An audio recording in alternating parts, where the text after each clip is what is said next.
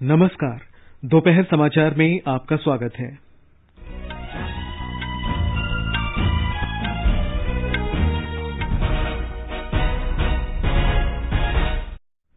गृह मंत्रालय ने पश्चिम बंगाल में चुनाव परिणाम के बाद हिंसा की घटनाओं के आकलन के लिए 4 सदस्यों की टीम भेजी। देश में अब तक 16 करोड़ 25 लाख से अधिक कोविड टीके लगाए गए। केंद्र ने राज्यों और केंद्र शासित प्रदेशों को 17 करोड़ 15 लाख से अधिक कोविड वैक्सीन उपलब्ध कराई। देश में कल 4,12,000 से अधिक लोगों में कोरोना संक्रमण की पुष्टि। कल 3,29,000 से अधिक कोविड मरीज स्वस्थ हुए। स्वस्थ होने की राष्ट्रीय दर 81.99% हुई। केरल में 8 मई से 16 मई तक संपूर्ण लॉकडाउन। तमिलनाडु में डीएमके अध्यक्ष एमके स्टालिन के नेतृत्व में नई सरकार कल शपथ लेगी। पूर्व केंद्रीय मंत्री और राष्ट्रीय लोकदल प्रमुख अजीत सिंह का कोरोना संक्रमण से निधन। राष्ट्रपति, उपराष्ट्रपति और प्रधानमंत्री ने दुख व्यक्त किया। और दक्षिणी कश्मीर के शोपियां जिले में सुरक्षा बलों ने 3 आतंकवादियों को मार गिराया।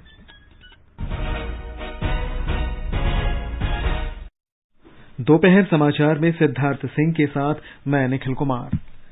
कोविड मरीजों की संख्या बढ़ रही है। श्रोताओं से अपील है कि कोई भी कोताही न बरतें। 18 वर्ष से अधिक आयु के सभी लोग निसंकोच टीका लगवाएं। सुरक्षा के 3 आसान उपायों का पालन करें। मास्क पहनें, 2 गज दूरी है जरूरी, सुरक्षित दूरी बनाए रखें, हाथ और मुंह साफ रखें। और अब समाचार विस्तार से। केंद्रीय गृह मंत्रालय ने अपर सचिव स्तर के अधिकारी के नेतृत्व में 4 सदस्यों की टीम आज पश्चिम बंगाल भेजी है। ये टीम राज्य में मौजूदा स्थिति का आकलन करेगी और विशेष रूप से चुनाव परिणाम के बाद हिंसा की बढ़ती घटनाओं पर विस्तृत रिपोर्ट सौंपेगी। इससे पहले गृह मंत्रालय ने 2 मई को राज्य विधानसभा चुनावों की मतगणना प्रक्रिया संपन्न होने के बाद राज्य में हिंसा की खबरों के संबंध में पश्चिम बंगाल के मुख्य सचिव को पत्र लिखा था। ये टीम 48 घंटे के अंदर रिपोर्ट सौंप सकती है। इस बीच पश्चिम बंगाल में चुनाव बाद हिंसा की जांच के लिए गए विदेश राज्य मंत्री एम मुरलीधरन पर हमला किया गया है। श्री मुरलीधरन तृणमूल कांग्रेस के कथित अराजक तत्वों के हमले के शिकार भाजपा कार्यकर्ताओं के घर गए थे। कथित राजनीतिक समर्थन प्राप्त कुछ लोगों की भीड़ ने केंद्रीय मंत्री के काफिले पर हमला किया। मंत्री की कार में तोड़फोड़ की गई। कई पत्रकार भी इस हमले में घायल हुए हैं। देश में अब तक 16 करोड़ 25 लाख से अधिक कोविड टीके लगाए जा चुके हैं। स्वास्थ्य मंत्रालय ने बताया कि कल 19,55,000 से अधिक कोविड वैक्सीन दी गई। पूरे देश में कल 4,12,262 लोगों में कोरोना संक्रमण की पुष्टि हुई है। इसे मिलाकर कुल संक्रमित लोगों की संख्या 2 करोड़ 10 लाख से अधिक हो गई है। स्वास्थ्य मंत्रालय ने बताया कि कल 3,980 लोगों की मृत्यु हुई। अब तक कोरोना से 2,30,000 से अधिक लोगों की मौत हो चुकी है। उपचार के बाद कोरोना संक्रमण से उबरने की दर 81.99% हो गई है। कल 3,29,000 रोगी संक्रमण मुक्त हुए। मंत्रालय ने बताया कि अब तक 1 करोड़ 72 लाख से अधिक कोरोना रोगी स्वस्थ हो चुके हैं। अभी 35,66,000 से अधिक मरीजों का उपचार चल रहा है। ये संख्या कुल संक्रमित लोगों का 16.92% है। भारतीय आयुर्विज्ञान अनुसंधान परिषद ने बताया कि कल विभिन्न प्रयोगशालाओं में 19,23,000 कोरोना नमूनों की जांच की गई। अब तक देश में 29 करोड़ 67 लाख से अधिक जांच हो चुकी है। केंद्र ने अब तक राज्यों और केंद्र शासित प्रदेशों को 17 करोड़ 15 लाख कोरोना वैक्सीन निःशुल्क उपलब्ध कराई है। इससे टीके की बर्बादी सहित 16 करोड़ 26 लाख से अधिक टीकों का इस्तेमाल हो चुका है। स्वास्थ्य मंत्रालय ने बताया कि अब भी राज्यों और केंद्र शासित प्रदेशों के पास 89 लाख से अधिक वैक्सीन उपलब्ध हैं। वैक्सीन की कमी वाले राज्य टीके की आपूर्ति की तुलना के अधिक उपयोग दिखा रहे हैं क्योंकि उन्होंने सशस्त्र बलों को दी गई वैक्सीन को समायोजित नहीं किया है। मंत्रालय ने बताया कि अगले 3 दिन के दौरान राज्यों और केंद्र शासित प्रदेशों को 28 लाख से अधिक अतिरिक्त वैक्सीन मिल जाएंगी। भारत सरकार कोविड महामारी की रोकथाम के लिए राज्यों और केंद्र शासित प्रदेशों के साथ मिलकर हर संभव उपाय कर रही है। टीकाकरण कोविड से निपटने में सरकार की 5 सूत्रीय रणनीति जांच, निगरानी, उपचार और एहतियाती उपाय के साथ रोकथाम तथा प्रबंधन के लिए महत्वपूर्ण उपाय है। सरकार ने कहा है कि 12 राज्यों और केंद्र शासित प्रदेशों में कोरोना संक्रमण में कमी के संकेत मिल रहे हैं। इनमें महाराष्ट्र, उत्तर प्रदेश, छत्तीसगढ़, गुजरात, झारखंड और लद्दाख शामिल हैं। स्वास्थ्य मंत्रालय में संयुक्त सचिव लव अग्रवाल ने बताया कि 12 राज्यों और केंद्र शासित प्रदेशों में वर्तमान समय में 1 लाख से अधिक रोगी हैं। जो डेथ रिपोर्ट हुई है उसकी संख्या में थोड़ी वृद्धि नोटिस की गई है, जिसमें मुख्यतः महाराष्ट्र, कर्नाटक, आंध्र प्रदेश, दिल्ली और हरियाणा से अधिक केसेस रिपोर्ट हुए हैं। अगर एक्टिव केसेस की दृष्टि से देश में जो केसेस आए उनको एनालाइज करें तो 12 स्टेट ऐसी हैं जहां पर कि 1 लाख से अधिक एक्टिव केसेस हैं। 50,000 से 1 लाख एक्टिव केसेस 7 स्टेट्स में हैं और इसी तरह less than 50,000 active cases 17 state में हैं। इनमें भी देखें तो महाराष्ट्र, कर्नाटक, केरला, उत्तर प्रदेश और आंध्र प्रदेश में करीब 1.5 लाख से अधिक एक्टिव केस नोट किए गए हैं। प्रधान वैज्ञानिक सलाहकार के विजय राघवन ने कहा है कि कोरोना के वर्तमान स्वरूप में टीके बहुत प्रभावकारी हैं। उन्होंने कहा कि वायरस के विभिन्न स्वरूप समूचे विश्व और भारत में भी आएंगे जो अधिक संक्रमण फैलाएंगे। श्री राघवन ने कहा कि ये समय सबके लिए मिलजुल कर काम करने का है। Phase 3 is inevitable, given the high levels of circulating virus. But it's not clear on what time scale this phase 3 will occur. Hopefully, incrementally, but we should prepare for new waves. Previous infections and vaccines will cause adaptive pressure on the virus for new kinds of changes which try to escape. And therefore, we should be prepared scientifically to take care of that. Shri Raghavan ने कहा कि भारत और विश्व इस महामारी से बाहर निकलेंगे और इसे नियंत्रित करने में मास्क और सुरक्षित दूरी सबसे प्रभावी उपाय हैं। ये समाचार हमारी वेबसाइट newsonair.com/हिंदी और हमारे mobile app news on AIR पर भी उपलब्ध हैं। चलो मिलकर एक शुरुआत करें, चलो एक फैसला आज करें, मास्क नहीं तो टोकेंगे, कोरोना को रोकेंगे, चलो एक इरादा करते हैं, चलो कुछ वादा करते हैं, मास्क नहीं तो टोकेंगे, कोरोना को रोकेंगे। दोपहर समाचार में आपका फिर स्वागत है। केंद्र सरकार ने कल कोविड महामारी से पूर्वी भारत के 5 राज्यों के निपटने की तैयारियों की समीक्षा की। केंद्रीय स्वास्थ्य सचिव राजेश भूषण ने नीति आयोग के स्वास्थ्य सदस्य डॉक्टर विनोद के पॉल के साथ पूर्वी राज्यों असम, पश्चिम बंगाल, ओडिशा, बिहार और झारखंड के साथ उच्च स्तरीय बैठक की। समीक्षा बैठक में इन राज्यों की कोविड महामारी की रोकथाम और प्रबंधन व्यवस्था का आकलन किया गया। प्रमाणों से पता चला है कि महामारी पूर्व की ओर बढ़ रही है और इन राज्यों में मृत्यु दर बढ़ने के साथ ही रोजाना संक्रमण के मामलों में वृद्धि देखी गई है। बैठक के दौरान इन राज्यों में कोविड महामारी के मौजूदा चरण से निपटने के लिए 5 महत्वपूर्ण क्षेत्रों पर चर्चा की गई। अस्पतालों में गंभीर रूप से संक्रमित मरीजों की स्वास्थ्य सेवा और उपचार प्रबंधन में मानव संसाधन के अहम महत्व पर जोर देते हुए राज्यों को सलाह दी गई है कि वे आयुष्मान भारत स्वास्थ्य और कल्याण केंद्रों से जुड़े सामुदायिक स्वास्थ्य अधिकारियों के प्रदर्शन आधारित भुगतान तथा सहायक नर्सों को प्रोत्साहन राशि का समय से भुगतान सुनिश्चित करें। इसके लिए राष्ट्रीय स्वास्थ्य मिशन के तहत राज्यों को दी जाने वाली राशि का इस्तेमाल किया जा सकता है। नीति आयोग के स्वास्थ्य से संबद्ध सदस्य डॉक्टर वीके पॉल ने कहा कि नोवल कोरोना वायरस के परिवर्तित रूप का कोई अलग उपचार नहीं है। डॉक्टर पॉल ने चिकित्सकों से घर पर उपचार करा रहे कोविड मरीजों को टेलीफोन पर परामर्श देने का अनुरोध किया है।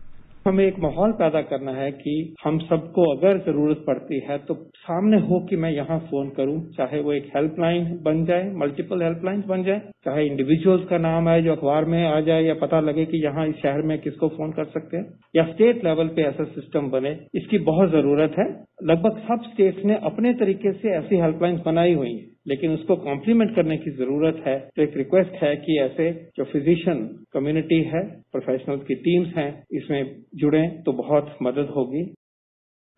केरल सरकार ने बढ़ते कोरोना संक्रमण के कारण समूचे राज्य में 8 मई से 16 मई तक लॉकडाउन लगाने की घोषणा की है। ब्यौरा हमारी संवाददाता से। मुख्यमंत्री कार्यालय ने जानकारी दी कि केरल में शनिवार सुबह 6 बजे से पूर्ण लॉकडाउन रहेगा। आधिकारिक आदेश आज शाम जारी किए जाएंगे। राज्य में कोरोना संक्रमण के बढ़ते मामले को देखते हुए यह निर्णय लिया गया है। कल कोविड के 41,953 मामलों की पुष्टि हुई है। संक्रमित होने की दर 25.49% है। केरल में 3,75,000 से अधिक कोरोना संक्रमित लोग हैं। तिरुवनंतपुरम से आकाशवाणी समाचार के लिए मयूषा। तमिलनाडु में कल 23,000 से अधिक लोगों में संक्रमण की पुष्टि हुई। स्वास्थ्य विभाग के अनुसार 1,25,000 से अधिक कोविड रोगियों का उपचार चल रहा है। कल कोविड से 160 लोगों की मृत्यु हुई। इस बीच कोविड महामारी को देखते हुए सरकार ने नए प्रतिबंधों की घोषणा की है। प्रतिबंध 20 मई तक लागू रहेंगे। एक रिपोर्ट। राज्य में आज से 20 मई तक नए प्रतिबंध लागू किए जा रहे हैं। मेट्रो, रेल और बस जैसी परिवहन सेवाएं 50% क्षमता के साथ परिचालित होंगी। निजी और सरकारी संस्थानों में 50% कर्मचारियों की ही अनुमति होगी। किराना, सब्जी की दुकानें और चाय की दुकानें बिना वातानुकूलन सेवा के दोपहर 12 बजे तक खोली जा सकेंगी। सभागारों, खुले स्थानों पर बैठकों और सांस्कृतिक कार्यक्रमों पर प्रतिबंध रहेगा। अंतिम संस्कार में केवल 20 लोगों और विवाह में 50 लोगों की ही अनुमति होगी। कर्फ्यू रविवार को भी जारी रहेगा। स्विगी और जोमेटो जैसी ई-कॉमर्स गतिविधियां सीमित समय के साथ जारी रहेंगी। आवश्यक सेवाएं, मीडिया, चिकित्सा, आपातकालीन सेवाएं, धुलाई की हर समय अनुमति होगी। रात्रि कर्फ्यू रात 10 बजे से सुबह 4 बजे तक लागू रहेगा। चेन्नई से जॉय की रिपोर्ट के साथ समाचार कक्ष से दीपिका शर्मा। उधर हिमाचल प्रदेश में कोरोना संक्रमण तेजी से फैलने के कारण कल से पूरे राज्य में कर्फ्यू लगाने का फैसला किया गया है।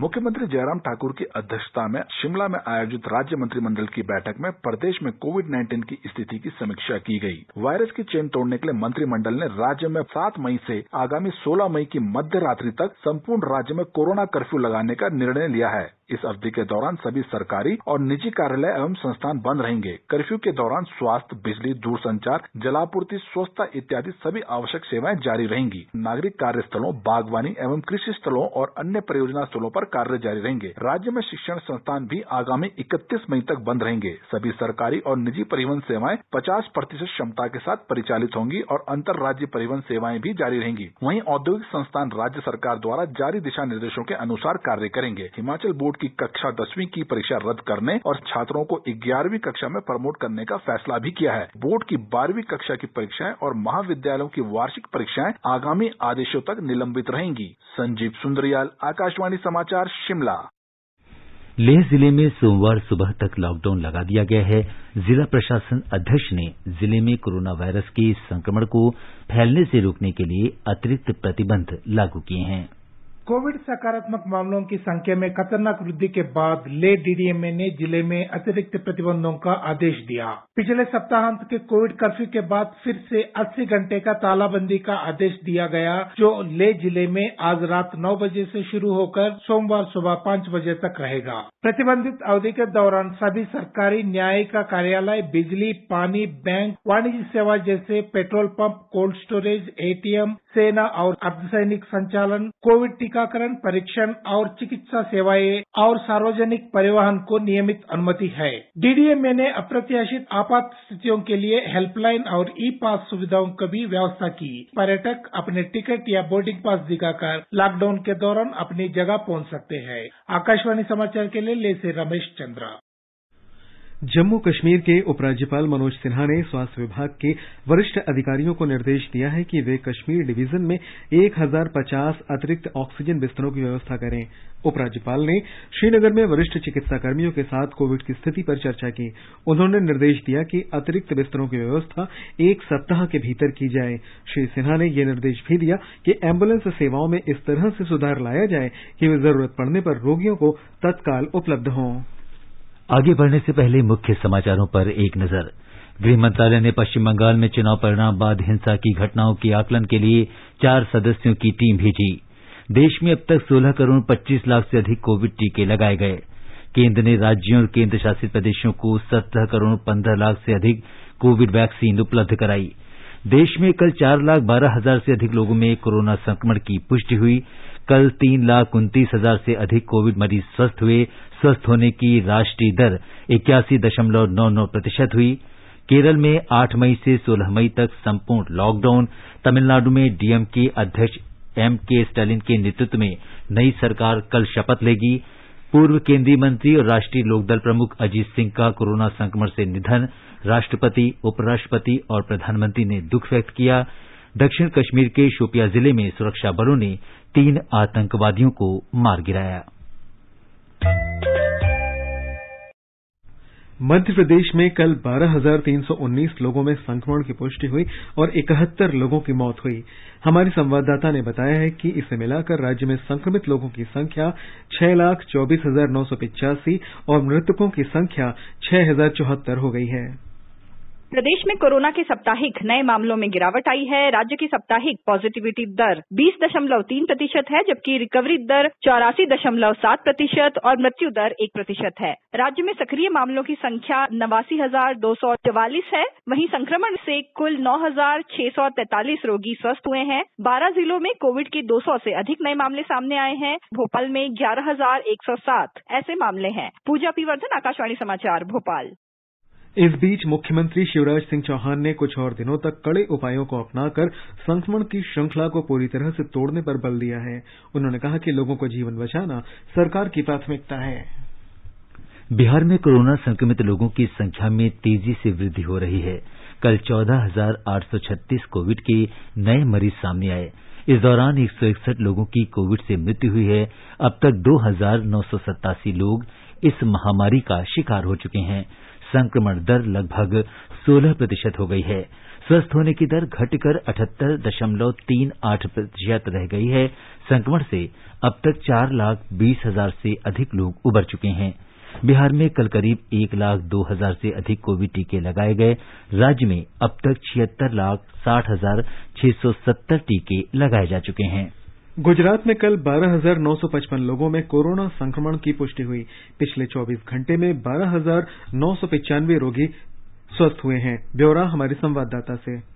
गुजरात में कोविड-19 संक्रमण के सबसे अधिक 4,174 नए मामले अहमदाबाद में सामने आए, जबकि सूरत में 1,168 नए मामले दर्ज किए गए। कल राज्य में 133 मरीजों की मृत्यु हो गई। राज्य में इस वक्त 1,48,124 सक्रिय मामले हैं, जिनमें से 792 मरीज वेंटिलेटर पर है। इस बीच गुजरात में कल 1,32,384 लोगों को कोविड-19 के खिलाफ टीके लगाए गए। श्री सोमनाथ ट्रस्ट द्वारा प्रभास पाटन के स्थानीय सामुदायिक स्वास्थ्य केंद्र को ऑक्सीजन प्लांट स्थापित करने के लिए 50 लाख रुपए का दान दिया गया है। श्री सोमनाथ ट्रस्ट द्वारा अपने लीलावती अतिथि भवन में कोविड केयर सेंटर भी चलाया जा रहा है। योगेश पंड्या, आकाशवाणी समाचार, अहमदाबाद। महाराष्ट्र इस समय कोरोना संक्रमण की दूसरी लहर को रोकने के लिए प्रयास कर रहा है। उच्चतम न्यायालय ने कल ऑक्सीजन आपूर्ति के लिए मुंबई द्वारा किए गए उपायों की प्रशंसा की थी। एक रिपोर्ट। पिछले साल मार्च में मुंबई में कोरोना का पहला मरीज दर्ज किया गया था। तभी से मुंबई का प्रशासन आरोग्य सुविधा बढ़ाने पर जोर दे रहा है। उस समय मुंबई में कोरोना की जांच करने वाली एक भी लैब नहीं थी। आज सरकारी लैब के अलावा 50 से ज्यादा निजी लैब में कोरोना की जांच की जा सकती है। पिछले महीने मुंबई में एक दिन में 50,000 से ज्यादा सैंपल की जांच की गई। मुंबई नगर निगम ने सभी 24 वार्ड के लिए वॉर रूम का गठन किया है। इनके साथ 10 एम्बुलेंस भी है। यह वॉर रूम सरकारी तथा निजी अस्पतालों में मरीजों को बेड उपलब्ध कराने में सहायता करते हैं। इसी दौरान मुंबई में कुछ जंबो कोविड सेंटर भी बनाए गए। आज मुंबई में 31,000 से ज्यादा बेड कोरोना मरीजों के लिए उपलब्ध है, जिनमें से लगभग 13,000 ऑक्सीजन सुविधा के साथ है और 3,000 आईसीयू बेड्स है। ऑक्सीजन की सुविधा निरंतर मिलती रहे, इसके लिए 6 अधिकारियों की नियुक्ति की गई है। नगर निगम के 2 अस्पतालों में ऑक्सीजन संयंत्र लगे हुए हैं और अन्य 12 जल्द ही शुरू होंगे। जीवन भावसार, आकाशवाणी समाचार, मुंबई। छत्तीसगढ़ में जनप्रतिनिधि, सामाजिक संगठन और जनसामान्य राज्य में कोविड संकट से निपटने में महत्वपूर्ण योगदान दे रहे हैं। ब्यौरा हमारे संवाददाता से। छत्तीसगढ़ के धमतरी जिले में क्षेत्र के सांसद और विधायकों के आर्थिक सहयोग से जिला अस्पताल में 8 वेंटिलेटर और मेडिकल ऑक्सीजन के लिए 300 जंबो सिलेंडरों की व्यवस्था की गई है। बलौदाबाजार जिला मुख्यालय में जनप्रतिनिधियों और औद्योगिक प्रतिष्ठानों से मिले आर्थिक सहयोग के साथ ही जिला खनिज निधि से 600 बिस्तरों वाले कोविड केयर अस्पताल का निर्माण किया जा रहा है। वहीं रायपुर में जैन समाज के सहयोग से 100 बिस्तरों वाला कोविड अस्पताल तैयार किया गया है। इसमें 6 आईसीयू बेड और 42 ऑक्सीजन युक्त बेड भी हैं। दुर्ग जिले में श्री राम जन्मोत्सव समिति की पहल पर 50 से अधिक लोगों ने प्लाज्मा दान प्रदान किया है। इसी तरह बालोद जिले में एम्बुलेंस की कमी को देखते हुए माहेश्वरी समाज ने एम्बुलेंस वाहन प्रदान किया है। राजनांदगांव जिले में मूर्तिकार और चित्रकार मिलकर ग्रामीण इलाकों में घरों को सैनिटाइज कर रहे हैं। इसी जिले के गैस वेल्डिंग करके अपनी आजीविका चलाने वाले परमेश्वर मिस्त्री ने मानवीयता का अनुकरणीय उदाहरण प्रस्तुत किया है। अपनी आजीविका का एकमात्र साधन सिलेंडर को स्वास्थ्य विभाग को उपलब्ध करा दिया है। विकल्प शुक्ला, आकाशवाणी समाचार, रायपुर। असम के मुख्यमंत्री सर्बानंद सोनोवाल सभी उपायुक्तों के साथ कोविड की स्थिति की वीडियो कॉन्फ्रेंस के माध्यम से समीक्षा कर रहे हैं। कई वरिष्ठ अधिकारी भी इस बैठक में उपस्थित हैं। इससे पहले भी मुख्यमंत्री ने विभिन्न जिलाधिकारियों के साथ कोविड की स्थिति की समीक्षा की थी। राज्य में कल कोविड के 4,800 मामलों का पता चला और 55 व्यक्ति इसका शिकार हुए। पूर्वोत्तर सीमांत रेलवे ने पूर्वोत्तर में कोविड महामारी से निपटने में राज्य सरकारों की मदद के लिए कई उपाय किए हैं। नागालैंड सरकार को कोविड के मरीजों के उपचार के लिए रेल के 10 डिब्बे उपलब्ध कराए गए हैं। प्रत्येक डिब्बे में 16 बिस्तरों के साथ ऑक्सीजन की सुविधा भी उपलब्ध है। स्वास्थ्य और परिवार कल्याण मंत्रालय ने मीडिया की इन खबरों का खंडन किया है कि ऑक्सीजन कंसंट्रेटर सीमा शुल्क विभाग के गोदाम में मंजूरी का इंतजार कर रहे हैं। मंत्रालय ने इन खबरों को पूरी तरह से गलत और बेबुनियाद बताया है। केंद्रीय अप्रत्यक्ष कर और सीमा शुल्क बोर्ड ने स्पष्ट किया कि कस्टम विभाग के गोदाम में ऑक्सीजन का कोई भी कंसंट्रेटर लंबित नहीं है। बोर्ड ने कहा कि सीमा शुल्क अधिकारी सभी खेपों को तुरंत मंजूरी दे रहे हैं।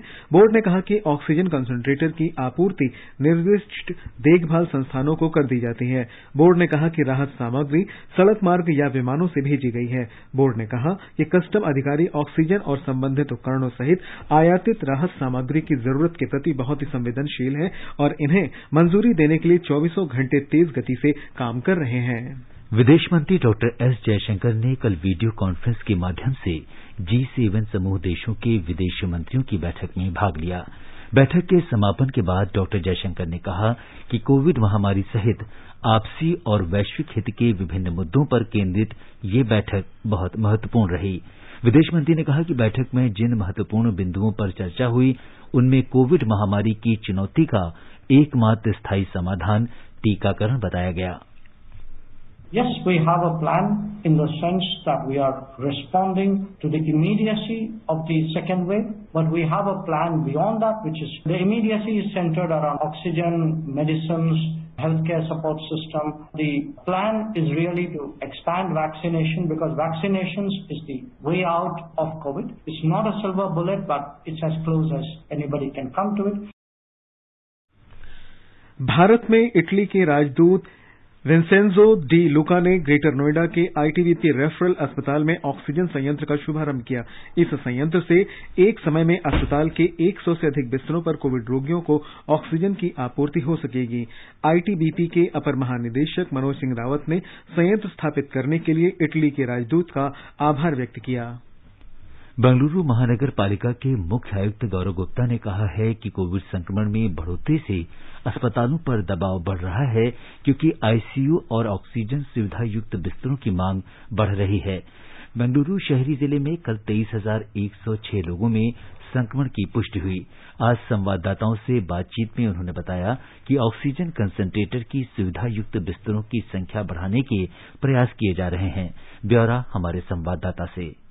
बीबीएमपी चीफ कमिश्नर गौरव गुप्ता ने जानकारी दी है कि 168 बिस्तरों को ऑक्सीजन सुविधा पहुंचा दी गई है और तय किया गया है कि कुल 2000 बिस्तर जो कोविड केयर सेंटर में लगे हैं उनमें से 50% को ऑक्सीजन बेड में तब्दील किया जाएगा। शहर के 15 होटलों के साथ बातचीत चल रही है कि उनके 945 बेड्स को कोविड केयर सेंटर के तौर पे बदला जाए। चीफ कमिश्नर का मानना है कि 25 से 30% रोगी जो आईसीयू में भर्ती हैं उन्हें अन्य चिकित्सा वार्ड में शिफ्ट हो जाना चाहिए ताकि गंभीर समस्या से जूझ रहे रोगियों को वहां जगह मिल पाए। सुधींद्र, आकाशवाणी समाचार, बेंगलुरु। ये समाचार आकाशवाणी से प्रसारित किए जा रहे हैं। ताजा समाचार जानने के लिए आप हमारे Twitter handle @AIR News Hindi को फॉलो कर सकते हैं। ये आकाशवाणी है। तमिलनाडु में डीएमके अध्यक्ष एम.के. स्टालिन के नेतृत्व में नई सरकार के मंत्रियों को कल शपथ दिलाई जाएगी।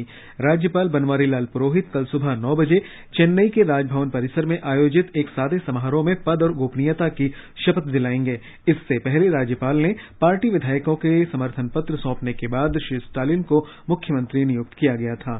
ब्यौरा हमारे संवाददाता से। राजभवन परिसर डीएमके प्रमुख एम.के. स्टालिन और उनके नए मंत्रिमंडल के शपथ ग्रहण के लिए तैयार किया जा रहा है। एक दशक के बाद डीएमके पार्टी सत्ता में वापस आई है। डीएमके पार्टी ने हाल के विधानसभा चुनाव में 133 सीटों पर जीत हासिल की है। यह छठी बार है जब डीएमके राज्य में सत्ता में आई है और श्री स्टालिन पहली बार इसका नेतृत्व कर रहे हैं। इस बीच प्रमुख विपक्षी दल ऑल इंडिया अन्ना डीएमके और इंडियन नेशनल कांग्रेस के विधायक दल की बैठक कल चेन्नई में होगी। जय सिंह, AR न्यूज, चेन्नई। पश्चिम बंगाल में आज 143 नवनिर्वाचित विधायकों को विधानसभा में शपथ दिलाई जा रही है। 64 विधायकों ने पहले चरण में सुबह 11 बजे से दिन 1 बजे तक शपथ ली। इस चरण में कोलकाता, उत्तरी और दक्षिणी 24 परगना के विधायकों को शपथ दिलाई गई। तृणमूल कांग्रेस के विधायक शशि पांजा ने सबसे पहले शपथ ली। दूसरे चरण में दिन के 2 बजे से शाम 4 बजे तक 69 विधायकों को शपथ दिलाई जाएगी। अन्य 147 विधायक कल शपथ लेंगे। पूर्व केंद्रीय मंत्री और राष्ट्रीय लोकदल प्रमुख चौधरी अजीत सिंह का कोरोना संक्रमण से आज सुबह निधन हो गया। राष्ट्रपति रामनाथ कोविंद, उपराष्ट्रपति एम वेंकैया नायडू और प्रधानमंत्री नरेंद्र मोदी ने उनके निधन पर दुख व्यक्त किया है। राष्ट्रपति ने कहा कि जनप्रतिनिधि और मंत्री के रूप में अजीत सिंह ने देश की राजनीति पर अमिट छाप छोड़ी। उपराष्ट्रपति एम वेंकैया नायडू ने भी पूर्व केंद्रीय मंत्री अजीत सिंह के निधन पर शोक व्यक्त किया है। प्रधानमंत्री ने कहा कि चौधरी अजीत सिंह हमेशा किसानों के हित के लिए समर्पित रहे। उन्होंने केंद्र में विभिन्न विभागों का दायित्व भी बड़ी कुशलता से निभाया। सूचना और प्रसारण मंत्री प्रकाश जावड़ेकर ने भी अजीत सिंह के निधन पर दुख व्यक्त किया है। प्रधानमंत्री नरेंद्र मोदी ने उत्तर प्रदेश भाजपा के संयुक्त महासचिव संगठन भवानी सिंह के निधन पर दुख व्यक्त किया है। श्री मोदी ने कहा कि भवानी सिंह ने राज्य में भारतीय जनता पार्टी को मजबूत बनाने में महत्वपूर्ण योगदान दिया।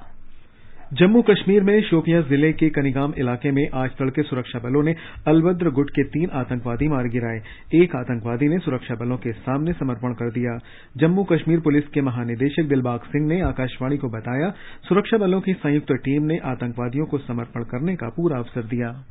कल शाम पुलिस, आर्मी और सीआरपी की पार्टी गश्त पर शोपियां जिले के बीच में थी, जिस दौरान एक जगह पे पार्टी को इतला मिली कि वहां पर टेररिस्ट जो छुपे हुए हैं। पार्टी ने उस एरिया का घेराव किया और पार्टी के ऊपर कुछ फायरिंग हुई। इसके बाद पार्टी ने अपनी पोजीशन लेने के बाद मौका दिया टेररिस्ट को सरेंडर करें। उनके घर वालों को बुलाया गया, घर वालों के जरिए से भी अपील करी गई सरेंडर करने की। इसमें एक दहशतगर्द ने सरेंडर किया और उसने भी अपील करी बाकी लोगों को कि फोर्सेज ने बहुत अच्छे से उसको ट्रीट किया है और बाकी लोग भी सरेंडर करें, मगर वो नहीं माने। फिर से फायरिंग उन्होंने शुरू करी, जिसके दौरान 3 टेररिस्ट मारे गए। ये 4 के 4 दहशतगर्द जो हैं अलबदर आउटफिट के हैं और लोकल हैं, जिसमें से 3 मारे गए और एक सरेंडर किया और काफी बड़ी मकदार में असला और अम्यूनिशन इसमें पकड़ा गया है।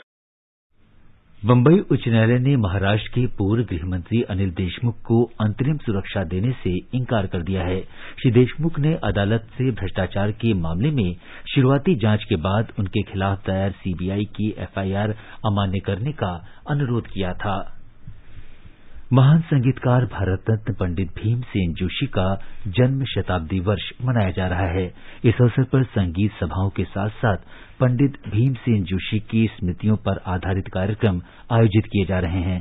उनका गायन हमेशा से लोगों के मन मस्तिष्क को प्रफुल्लित करता रहा है। आइए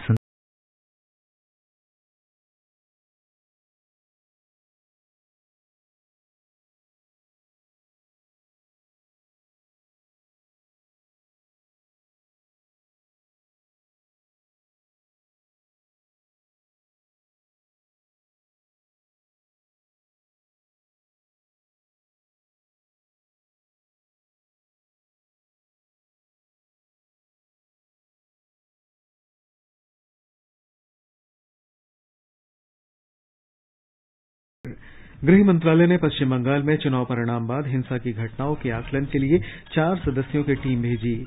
देश में अब तक 16 करोड़ 25 लाख से अधिक कोविड टीके लगाए गए। केंद्र ने राज्यों और केंद्र शासित प्रदेशों को 17 करोड़ 15 लाख से अधिक कोविड वैक्सीन उपलब्ध कराई। देश में कल 4,12,000 से अधिक लोगों में कोरोना संक्रमण की पुष्टि हुई। कल 3,29,000 से अधिक कोविड मरीज स्वस्थ हुए। स्वस्थ होने की राष्ट्रीय दर 81.99% हुई। केरल में 8 मई से 16 मई तक संपूर्ण लॉकडाउन। तमिलनाडु में डीएमके अध्यक्ष एमके स्टालिन के नेतृत्व में नई सरकार कल शपथ लेगी। पूर्व केंद्रीय मंत्री और राष्ट्रीय लोक दल प्रमुख अजीत सिंह का कोरोना संक्रमण से निधन। राष्ट्रपति, उपराष्ट्रपति और प्रधानमंत्री ने दुख व्यक्त किया और दक्षिणी कश्मीर के शोपियां जिले में सुरक्षा बलों ने 3 आतंकवादियों को मार गिराया। इसके साथ ही दोपहर समाचार का ये अंक समाप्त हुआ। नमस्कार।